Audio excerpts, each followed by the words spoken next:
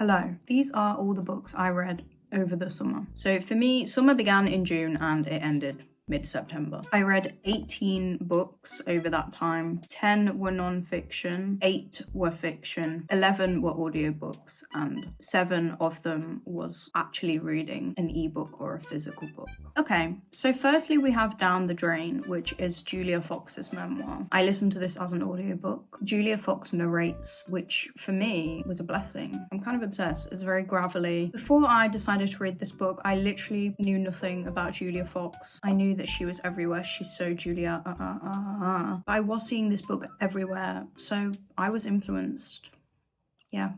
It happens to the best of us. Literally everything has happened to this woman. It's literally insane. It's crazy fast-paced. It reads like it's made up because it's literally just hit after hit after hit of just like the craziest scenarios. So I would say read if you like Julia Fox and are interested in her life, obviously. Or like if you kind of just want to read a crazy story. Maybe don't read if you want it to be quite self-reflective. It's mostly just her recounting with personality. I was kind of completely fine with. I literally have no parasocial relationship with Julia Fox, so I didn't really care about the factual reality of what was happening, which I have seen like a couple of people questioning. But to be honest, like I don't really care. I feel like she told her truth and that's fair enough. And even if she didn't, it was a good read, so I'm not that bothered. Someone said, took me a while to get into it, but once I did, I was hooked. It's not like any other memoir I've read before. There's no real self-reflection. It jumps around a lot and is very messy. But weirdly, that made it more enjoyable.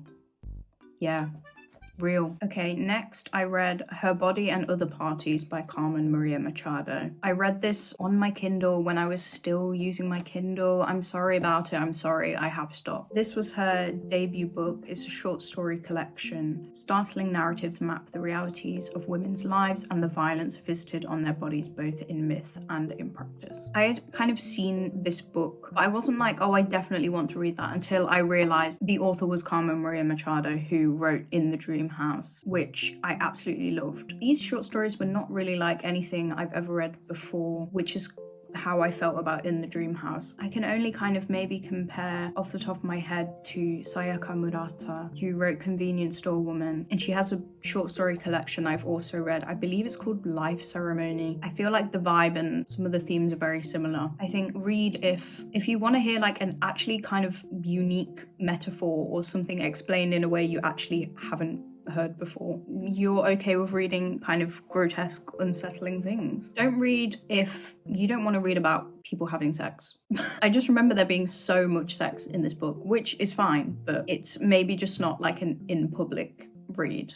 Don't read if you don't like horror. Like, I don't know, use your brain. One review, tricky to rate a series of short stories. There were some that I loved, some that I didn't really connect with. The writing style is lovely and experimental, unsettling and violent. Glad to have picked this one up. Next, I read Elena Knows by Claudia Piñeiro, and it's translated by Francis Riddle. I read this on holiday on my Kindle, sorry. So Elena is a 60-year-old woman with Parkinson's. Her daughter is found dead and it's ruled a suicide, but Elena knows it's not suicide. If I remember correctly, it takes place over one day of her investigating the mystery. As soon as I got into it, I was completely hooked, and yeah, it was gone in 2 days. It was actually so much more political than I was expecting, in a good way. So yeah, I would say read if literally anything about the book sounds interesting to you, because it's so short that it's just worth to just fucking read it and experience something. Don't read if you're just looking for a crime fiction, because it is more than that. Raw, emotional, unbelievably haunting story of a woman with Parkinson's disease. The frustrating part, but genius as well, is that time seemed to move at a snail's pace in parts of the book, which was exactly the point, because Piñeiro makes you feel what it's like, albeit briefly,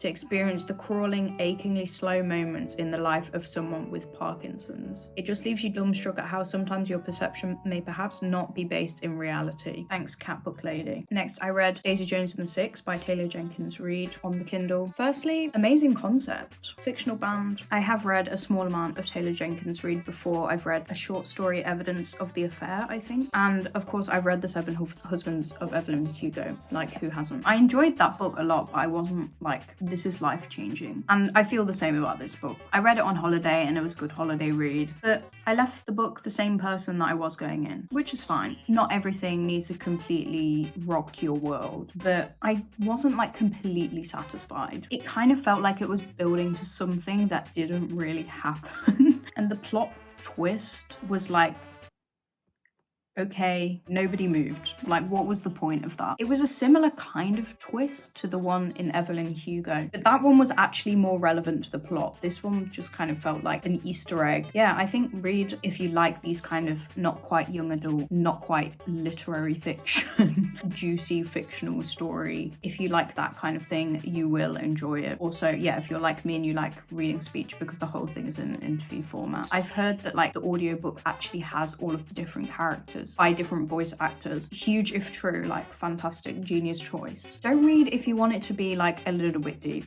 It's kind of not that deep, like really at all. Even though it's about sex, drugs and rock and roll, it's kind of not that impactful, which is fine. It just maybe would have been nice if some of the stuff was explored a bit more, or like there was more drama. Where was the Beatles of it all? Like, it just wasn't there for me personally. A light and quick read covering the low-stakes drama of a rock band without feeling petty. The twist at the end felt a little unnecessary. The story could have stood on its own without it. And this 4 stars review that just says, why did I feel like it ended abruptly? Yeah. Real. Then I read Blood, Sweat and Pixels, The Triumphant, Turbulent Stories Behind How Video Games Are Made by Jason Schreier. Yeah, I listened to this as an audiobook. One of the kind of quotes of the first chapter of this book is that it's a miracle any video game is made. You will definitely understand that by the end of like the second chapter, never mind by the end of the book. I would say read if you like video games, you want to know more about how they're made. If you've played any of the games that are mentioned in the book, obviously it's going to be more interesting to you if you're already familiar with them. But don't read if you're expecting like groundbreaking journalism. And that's like not a critique of the author. I just think if you are already that much of a fan of video games or the games that are mentioned, you might already be familiar with most of the story or most of the information given. But if you don't, then by all means read. I kind of wanted like a little bit more. I kind of wanted a slightly deeper dive. It definitely gives a good surface level overview, but it does get a little bit repetitive. The story of most games getting made is kind of unfortunately very similar. I think it's a good book. Then I read Trick Mirror, Reflections on Self-Delusion by Tolentino. Also as an audiobook. Her writing is very beautiful. It was really nice that she narrated her own work. Give it a read if any of the topics sound interesting to you. If you like video essays, if you like Substack essays, think pieces, articles, I think give it a go. Don't read if you don't like essays.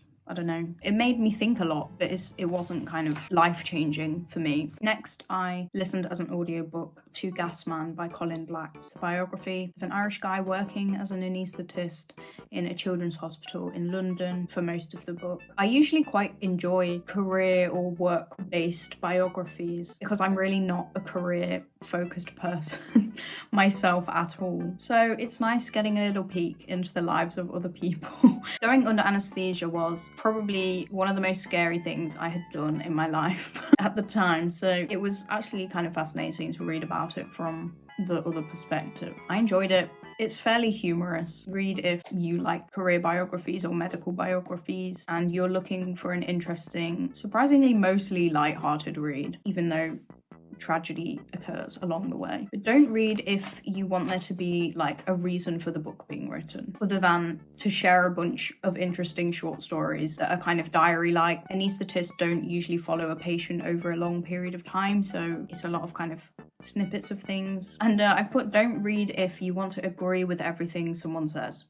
Yeah, there was like a couple of moments where I was like, at one point, he does say that apparently the only thing that affects your weight is calories in, calories out, which I'm like, isn't that a massive oversimplification? I don't know, I kind of hope that a medical professional might approach the situation with slight more nuance. Next, I read I Who Have Never Known Men by Jacqueline Harpman. Read this on my Kindle. Sorry about it. It was the last book that I read on my Kindle. Yeah, in this book, 39 women are kept underground in like a big cage. They have no sense of time. They don't know what's going on outside. And the whole story is told through the perspective of, I believe, the youngest girl in this cage. She doesn't have really any memory of the world before they were stuck here. The rest of the women do. Read if you like something a bit open, a bit philosophical, exploring identity, female friendship, survival. Don't read if you want answers.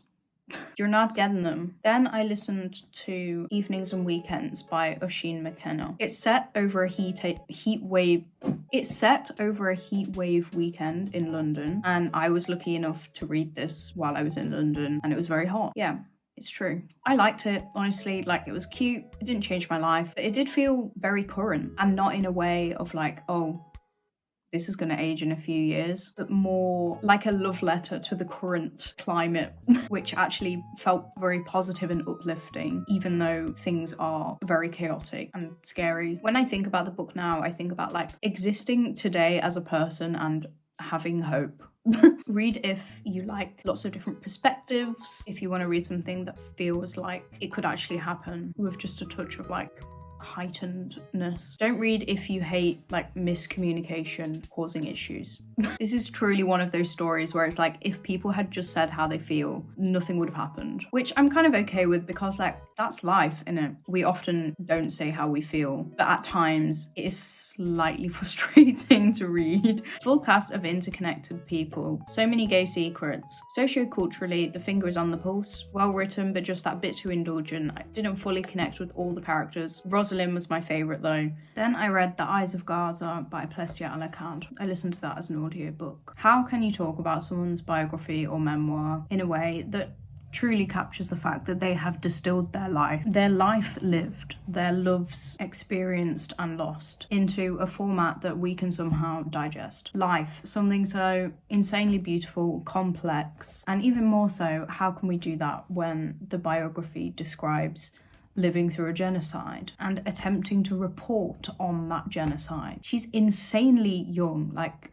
21, writing this, and it's honestly like harrowing. It's the most horrific thing I've ever read, because it's real and it's literally happening. There are moments of pure hopelessness, but it's still hopeful for a free Palestine. A few days ago, a ceasefire was called. It seems that steps are being taken for that actually to be in place. We shouldn't just assume that that means it's over, and it doesn't mean, great, everything is solved now. Please read if you want to know more about what's happening. If not, then read because it's a love letter to one's home. Read if you've ever experienced grief, if you feel desensitized by what you're seeing on social media about anything. This book like truly showed me the power of words. Plestia, the author, clearly believes that as well. This book will move you. You will feel changed. You will feel compelled to take action. You will want to see change in the world. There's no reason why you shouldn't read it. I freely admit that I don't think, as someone in America with a roof over my head and a job that provides me with basic necessities,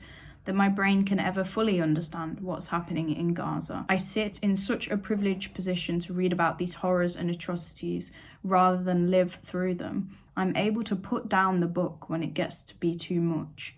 And not a single person living through genocide can do that. But by reading this book, I can learn about the strength and resilience of Palestinian people. I can understand that this death and destruction happening so far from me is multi-layered, is happening with years and years and years of history at its back, and no headline or news article will ever be able to capture it all. And I can admit, as I read these pages, I'm not doing enough. There will always be more to do, and those in position to learn and help in any way we can have a duty to help humanity. What's worse than this powerless feeling that all the world is awful and it's falling apart is actually living through something as physically fucking horrific as what is described in this book. I also listened to The Secret Barrister, Stories of the Law and How It's Broken. I actually had this as an ebook for so many years, and I tried to read it so many times. I knew the only way I was ever going to read this was by listening to it as an audiobook. I just wanted to know a little bit more about the justice system in the UK, and now I do. Read if that's what you want. One thing that really stuck with me was the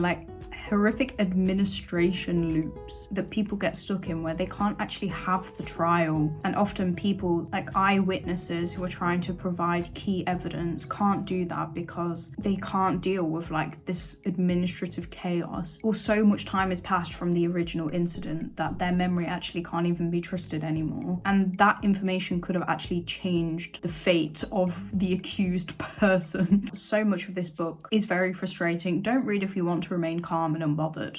I do think it is worth a read because I think it's naive to pretend that we will never be involved in the justice system. People not knowing about that kind of thing, you're a lot more vulnerable to the more dangerous parts of it if you do end up getting involved. I think the author like clearly tried to make it slightly more interesting than just writing the bare bones facts about how things work, which I appreciate. I'm glad that I read it. I don't think I fully absorbed everything. There was a lot going on, but it was a start. When I have a bit more brain space for it, I think I will come back to this, or I know there are other books by the same author, so I actually have a copy of this one. I read Butter by Asako Yuzuki, which is translated by Polly Barton. This book was absolutely everywhere in the UK, like literally everywhere. But I wanted to read it because I'm unique and different. I used to study Japanese at university.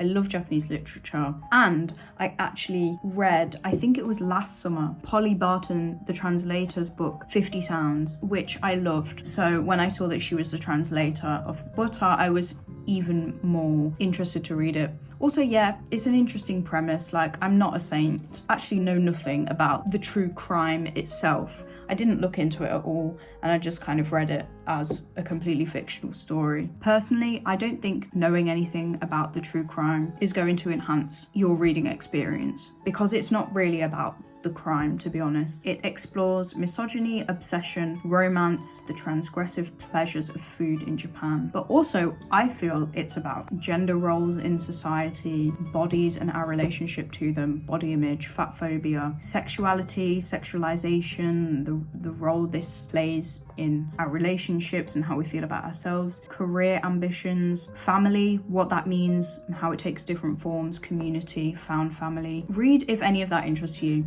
and you want a slow, very descriptive, character-driven book. But I'd say about halfway through it really picks up. It is quite long, like it's nearly 500 pages. Okay, it's 450 pages. The text is very small, like it's 450 long pages. So it took me a fair amount of time to get through. But yeah, I enjoyed it and I think I will revisit it at some point in the future. I had completely forgotten that it was based on a true story. I mistakenly went into reading this book expecting it to be a mystery thriller. It's actually a reflective story about the expectations surrounding women, food, and partnership that uses Manako Kaji's murders as the catalyst for the story's events. There you go. Okay, we're getting there.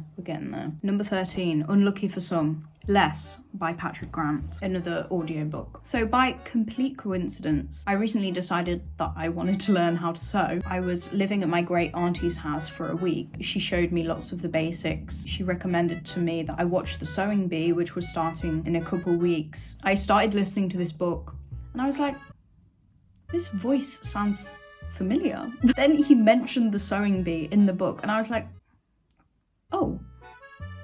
And then I realised it's Patrick Grant from The Sewing Bee. This book definitely came to me at the right time. This book literally radicalised me. Throughout the first chapter, it dawned on me that my life was never going to be the same. It's a historical recounting of the textiles industry, along with a few other industries mixed in. It looks at the impact of fast fashion and consumerism and capitalism on the environment, the economy, and society in general. Honestly, the facts alone, the figures are staggering. Speaking to my friends and stuff about this topic afterwards as well, I have an amazing friend who only buys stuff secondhand. That's the life I want to lead. Not that I was shopping loads anyway, like I'm not a massive consumer, but I was guilty of like, if I did need something, often I was actually getting that thing from a fast fashion brand, buying it new. And yes, I would keep it for years, but like I could have got basically the same thing secondhand anyway. So yeah, it just solidified for me, there's literally always something more you can be doing that actually isn't that much of an inconvenience. And it's actually fun. Like, shopping secondhand is fun, but also we literally have to do something. Like, we cannot do nothing. Read this book if you have any interest in sustainability. Even if you don't, in fact, I believe it will open your eyes. And there's so many lessons that we can take from sustainable practice and actually just fucking apply them to daily life, and we might actually be happier. Like, slowing down, using less and wanting less, appreciating the things that we actually do have, physically engaging with the things that we do have and the world around us. To be honest, I think there's no reason you shouldn't read this book, or if not this book, find a different way to get this information into your brain. It's not without criticism for me. I would just say these are disclaimers or things to be aware of going in. This man, he talks a lot about his own business or brand, and like, from the looks of it, it is actually doing something good for the world. You know, he employs local workers in factories in an industry that has been dying out in the UK, which used to employ so many of us. This book, and like what Patrick Grant does and cares about and talks about, like factory work and the history behind that, is obviously very important to me, and like learning about that really made me feel like more connected to my family in that way, and something that I was already trying to learn more about and connect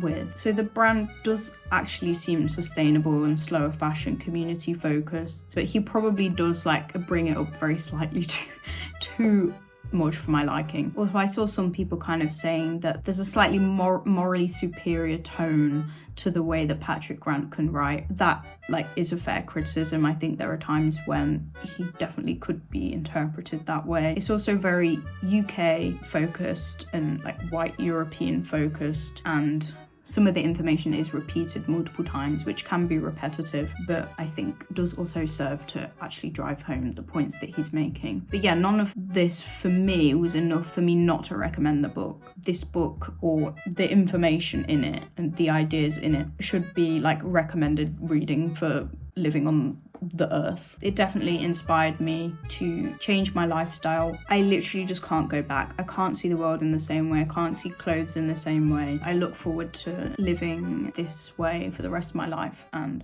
just continuing to improve. I also read Game Set Matched by Ivy Bailey. Yeah. Don't ask.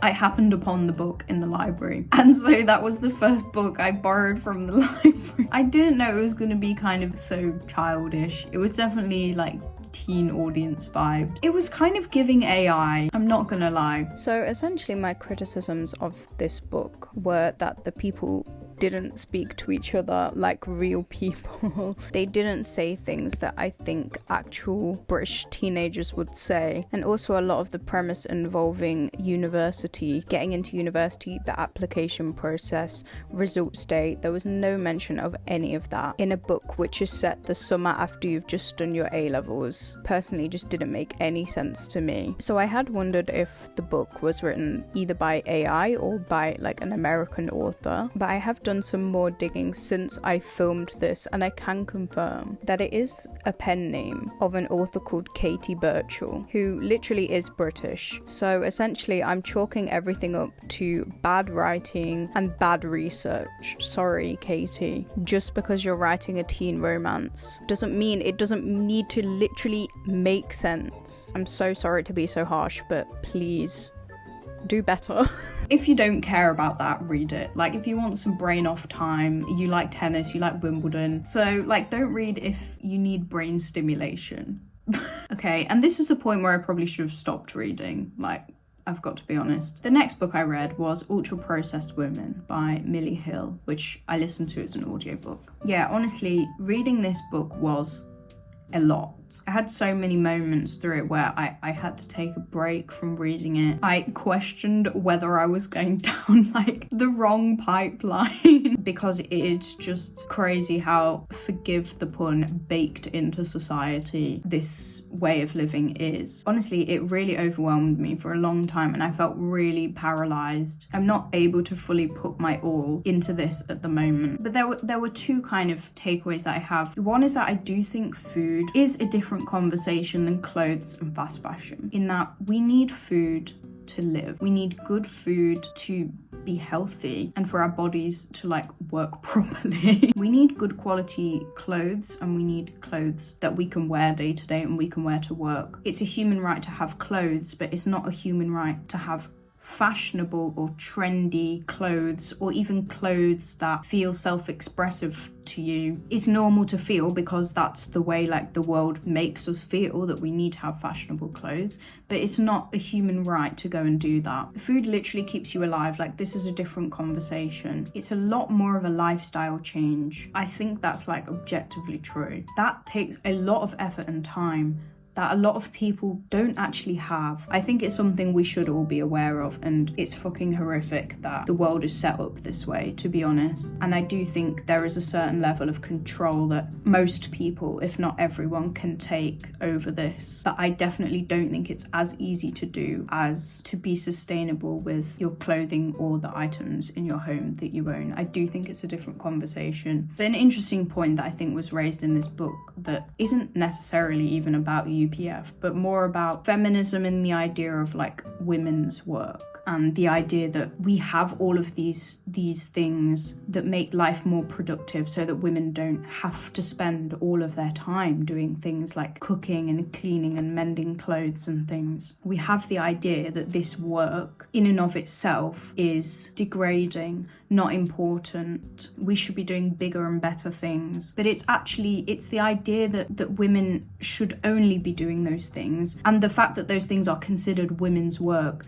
and women have historically been fucking disrespected. Their work is not seen as work, not seen as valuable. That's why we look down upon cooking, cleaning and sewing. Not because those actions of themselves are actually anything negative at all. They're actually very mindful activities that can really connect you with your environment, connect you with a community. These are important things to do, and doing them is an act of care for others, for yourself. And yeah, I actually don't agree with the idea that like we've moved past doing all of these things. No, it's not empowering that we have fast fashion brands that take care of making our clothes whilst destroying the planet, or massive supermarket chains and horrible businesses serving us the most easily digestible food that has been concocted in a lab to make it as palatable as possible, because women can spend their time doing better things than being in the kitchen. It's like, just admit that you don't see women's work as something to be respected. You don't see it as a fucking craft. You don't see it as time well spent. You don't see it as something that's actually beneficial to yourself and to your community or other people or your environment. Like, literally. Also, these things have been freeing up our time to do what exactly? We can be more productive, but what does that actually mean? Toiling away under the capitalist system in an unfulfilling job in a society disguised as a meritocracy. We haven't been freed from anything by the inventions of these convenient culture type of things. In a way, we've just been chained to other systems instead. And there's still an issue with equal labor division in the home. So women are still doing all of these household tasks anyway. What problem has been solved exactly? Sorry to be stunning and brave there. And I feel like that's the recent conclusion that I've kind of arrived at. Those acts in and of themselves are not setting women back. They're tasks that can really enrich your life. The point is that people shouldn't be boxed up and told that they're only allowed to do those things, and those things, it's not even work. Like, calm down. That's the problem. The actual activities themselves are not the problem. Yeah, I don't know. I don't know if I'm articulating myself in a way that doesn't sound trad wifey. Cultish, The Language of Fanaticism by Amanda Montell, I listened to as an audiobook. I've read all 3 of her books now. This one and Word Slut were probably my favourite. I actually think I preferred the first one. But like, I enjoyed this book. I enjoyed the argument that she was making about brainwashing, but it did just kind of feel a bit surface level this time. I know that she has a similar podcast. It sounds like a cult. I actually don't listen to it, but it did feel a bit more like a podcast episode suitable rather than like a really deep dive. It wasn't like a crazy read. It was a good read. Then I read Semi Well Adjusted Despite Literally Everything by Alison Stoner. I listened to that as an audiobook. Honestly, one of the most calming voices I've ever heard in my life. I said the same thing about Julia Fox, but like literally everything happened. So much happened. You kind of think you're nearing the end, and then even more happens, and it's like, oh my god, like I'm glad you're here to tell your story. Yeah, it's just an insightful personal story about child stardom and the industry. I don't think it tells us anything about child stardom that we don't necessarily already know, but it's just another personal story about that, which is important. If you don't know anything about the child star acting industry, then it is going to be new information to you, but it wasn't new information necessarily to me. The final book I read over the summer, I also borrowed from the library. I randomly picked it off the shelf. The Factory by Hiroko Oyamada. It's basically a book about people working bullshit jobs. There's three separate people, three separate perspectives of characters all employed at the same factory, which is kind of like its own dystopian world in the town. It gets more and more absurd as the book goes on. The characters are kind of mean. I don't think I completely understood this book. I think read if you like something absurd, you want a commentary on jobs in the modern day. Like, I do think there are parts of this book that were very relatable. But maybe don't read if you necessarily want a load of answers. It's a very short book. I think it's literally like 150 pages or something. It's less than 200 pages. So it's worth a read if you think you might like it. That's all of the 18 books I read. I've sat here for so long. Looking forward to autumn. My reading goals are actually to read less, slow the fuck down, digest what I'm actually reading. When I go to the library, go for each shelf and just like choose a random book off it, just to kind of read something new that I probably wouldn't have read before, and also just like narrow down the choice. I would like to read more fiction. I'm surprised that actually only 10 of these books were non-fiction and 8 of them were fiction. I thought it would be a lot more non-fiction. It's good to jump around a lot and know a little bit about a lot of topics, but also the information is not like going in. I actually do think I personally need to read a non-fiction book twice. If I like it that much, I think it would be good to also get a physical copy of it, listen to again and read at the same time, and I can kind of highlight and make notes. And yeah, I feel like I fried my brain a little bit, all of the stuff I read over the summer. I'm so glad I did though. Some of it has literally changed my life. I maybe want to listen to less audiobooks, or at least slow down my reading of them. That was a lot. Thank you if you listened to me share that much of my thoughts. Have a good day. Goodbye.